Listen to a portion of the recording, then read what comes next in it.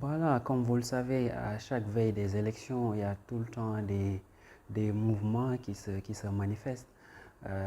Depuis que, bon, pour noter par rapport à la gouvernance de Macky Sall, du président Macky Sall, depuis 2012 jusqu'à nos jours, on voit tout le temps des manipulations qui se font aussi bien par rapport aux fichiers, mais également avec l'avènement du parrainage, euh, qu'on peut dire c'est un alibi pour bloquer certains adversaires politiques. Donc tout récemment, on a vu lors des dépôts des candidatures au niveau de la Direction générale des élections, il y a eu beaucoup de couacs parce qu'on a vu que la DGE, c'est-à-dire la Direction générale des élections, a notifié pour certains partis de l'opposition, en l'occurrence le Yewwi Askan Wi ou bien d'autres formations comme la coalition Gëm Sa Bopp. On a vu que des manquements ont été notés parce que pour la coalition Yewwi Askan Wi, dont je maîtrise un peu la situation, on a été notifié que la liste majoritaire du département de Dakar ne respectait pas la parité. Bon, et entre-temps aussi, on a vu que ils ont dit que notre liste nationale aussi, il y a eu un candidat ou bien une candidate qui n'était pas éligible. Donc, on a eu à faire un recours au sein du Conseil constitutionnel qui nous a donné raison avec la décision numéro 8. Je m'explique par rapport au cas de Dakar. Certes, il y avait 7 sièges, c'est-à-dire 7 candidats pour les élections législatives, mais on a vu sur les 3 derniers, il n'y avait que des hommes. Mais entre-temps, ces candidats ont démissionné. Maintenant, le code électoral de 2021 nous donne les prérogatives de remplacer ces candidats au sein de la liste. Ce que notre mandataire Déthié Fall a eu à faire et qu'arrivé au niveau de la DGE, les gardes ont refusé son entrée avec les huissiers pour déposer le remplacement de ces candidats au sein de la liste de Dakar, ce qui a créé des échauffourées avec même l'intervention du maire de Dakar, en l'occurrence Barthélémy Diaz. Mais finalement, le Conseil constitutionnel nous a donné raison et on a remplacé ces candidats au niveau de la liste de Dakar. Voilà, je ne vais pas dire il y a quelqu'un qui est responsable. En fait, normalement, euh, le code électoral exige le respect de la parité homme-femme, n'est-ce pas? Maintenant, par rapport à ce qui est arrivé à Dakar, je me dis qu'avec un peu la pression qui était sur le dos des dépositaires de nos listes, et qu'ils ont laissé cela passer, mais heureusement qu'ils ont eu à rectifier à la dernière minute pour permettre à la liste d'être acceptée par le Conseil constitutionnel. Mais normalement, toutes les listes doivent respecter quand même la parité. Bon, je ne pense pas qu'il y ait tendance au sein de la coalition Yewwi Askan Wi. C'est une très grande coalition, certes constituée par beaucoup de formations politiques d'origine diverses, mais quand même on a tout fait pour essayer d'harmoniser. Certes, comme on dit, qui choisit élimine. Tout le monde ne peut pas être éligible. Déjà, il n'y a que 165 postes à pourvoir pour les élections à venir.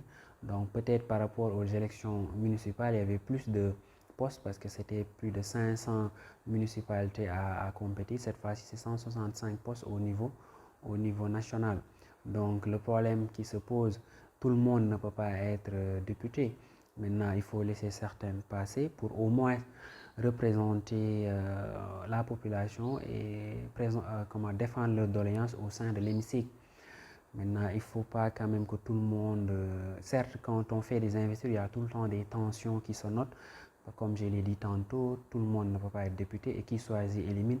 Maintenant, ce qui se fait, c'est de laisser les candidats choisis aller compétir et que nous autres, qu'on les appuie et qu'on fasse que notre liste, le Yewwi, soit majoritaire au sein de l'hémicycle et qu'on impose à la coalition Benno Bokk Yakaar une cohabitation. Et voilà, et qu'on anticipe également le départ du président Macky Sall pour 2024, Inch'Allah.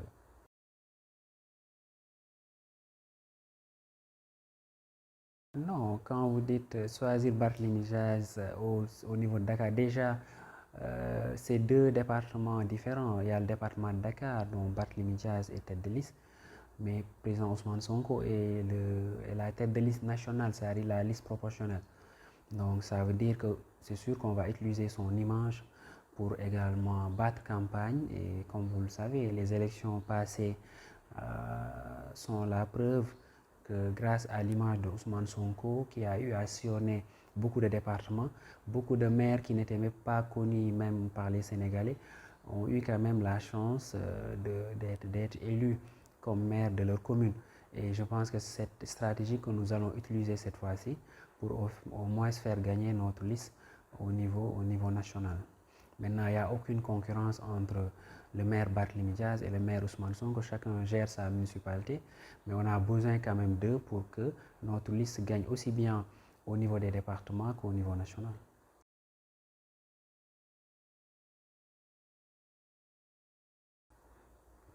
Voilà, par rapport aux candidats à la candidature, parce qu'avant tout, d'abord, nous, au sein de PASTEF, on fait pour chaque élection des primaires, c'est-à-dire les candidats qui veulent candidater déposent leur dossier et là, on va faire des primaires. S'il y a consensus, tant mieux. S'il n'y a pas consensus, on a un comité, une commission nationale d'investiture qui gère les dossiers. Donc, ce qui s'est passé dans le département de Kermassar pour PASTEF, sur les 6 communes, il n'y a eu que 3 communes qui avaient un consensus, qui avaient choisi.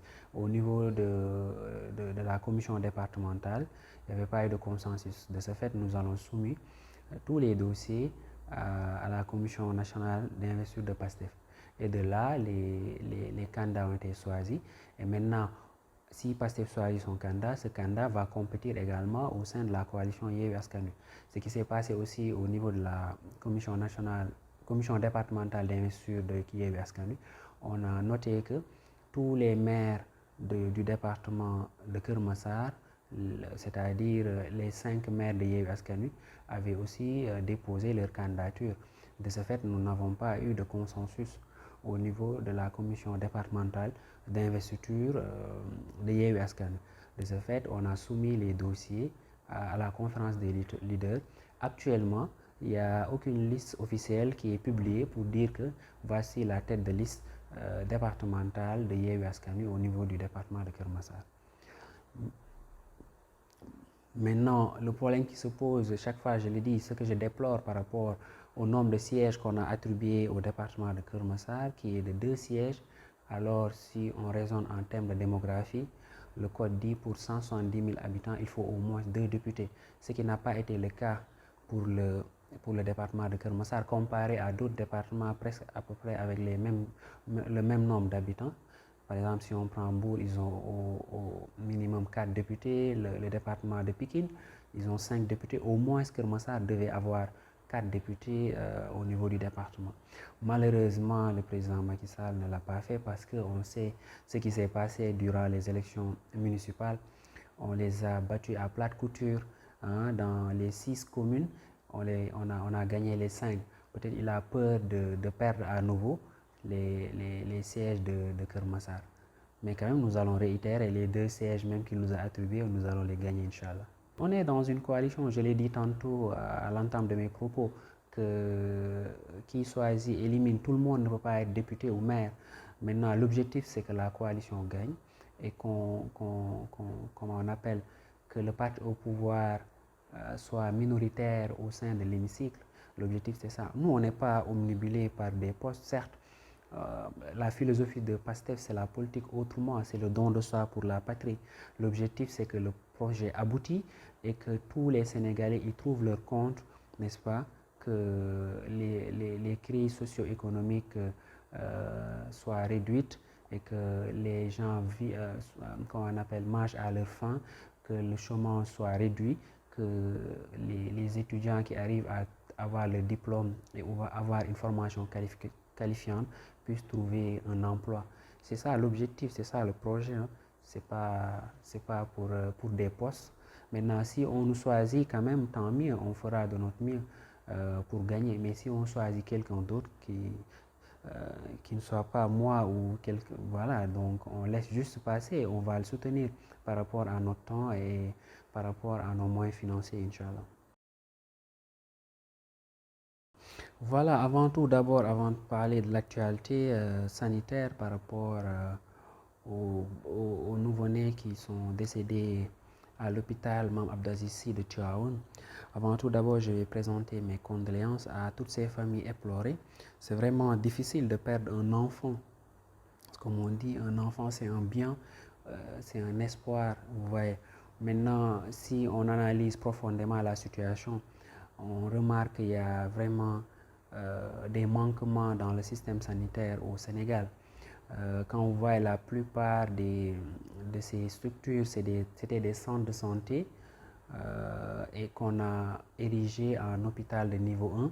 Donc du coup, comme vous le savez, les hôpitaux, comme on appelle le système sanitaire, répond à une pyramide, n'est-ce pas? Il y a de la case de santé jusqu'aux hôpitaux de niveau 3.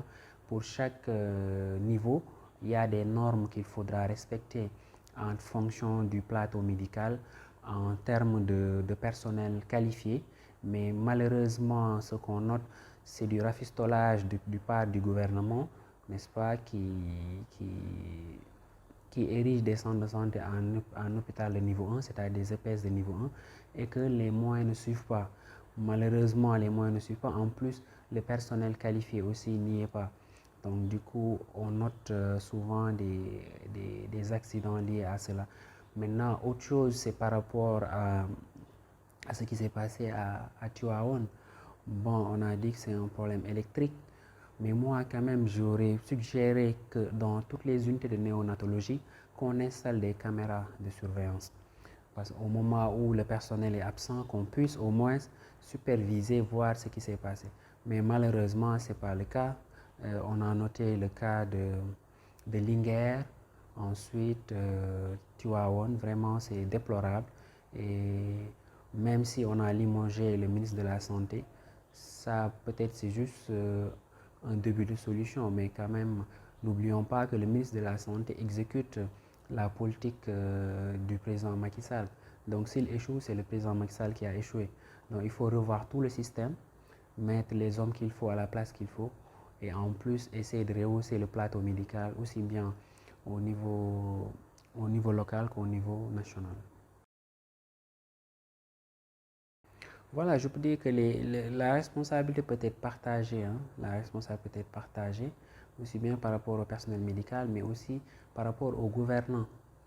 Par rapport aux gouvernants, comme vous le savez, en général, l'État doit beaucoup aux hôpitaux, n'est-ce pas? En général, nos hôpitaux vivent de subventions de l'État. Alors, comme vous le savez, à l'hôpital, on fait du social. On vous dit que l'hôpital ne doit pas faire de bénéfices, n'est-ce pas? Alors que, comme vous le savez, la plupart des produits utilisés à l'hôpital, c'est des produits à usage unique. Il y a des fournisseurs privés qui donnent aux hôpitaux. Si l'hôpital doit aux hôpitaux et que les fournisseurs n'arrivent pas à faire un bon recouvrement, ils vont bloquer et ça crée des manquements. Donc, normalement, l'État doit donner les moyens qu'il faut, rehausser le budget de la santé au Sénégal. Pourquoi pas l'amener jusqu'à 20% du budget national? Créer le maximum d'hôpitaux de référence au niveau national et augmenter les services d'urgence, n'est-ce pas? Et les moyens d'évacuation, comment on appelle, mettre en place des héliports dans les hôpitaux ou pour évacuer des malades, ça ne va même pas prendre 20 minutes. Mais malheureusement, comme vous le voyez, même dans la circulation, vous remarquez, pour qu'une ambulance puisse même passer, c'est tout un tas de problèmes. Il y a des difficultés, n'est-ce pas? Donc il faut changer de paradigme, mettre les moyens là où il faut pour au moins soulager les souffrances de nos populations. Voilà, par rapport au secteur privé, parce que là, il y a un cahier de charges qu'il faudra respecter, des normes, n'est-ce pas? Avant d'avoir une autorisation d'exercer, il faut quand même répondre à certaines normes. Donc le privé ne badine pas sur les moyens. De ce fait, là-bas, le service est beaucoup plus de qualité. Maintenant, comme on dit, la santé n'a pas de prix, mais ça a un coût. Du fait, c'est pour cela que le privé est beaucoup plus cher pour ceux qui soignent dans le privé. En général, c'est ceux qui sont dotés d'IPM ou d'assurance.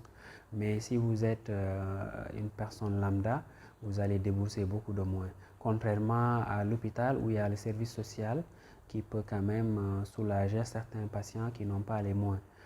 C'est pour cela que la qualité de soins est beaucoup plus élevée ou meilleure dans le privé que dans le secteur public.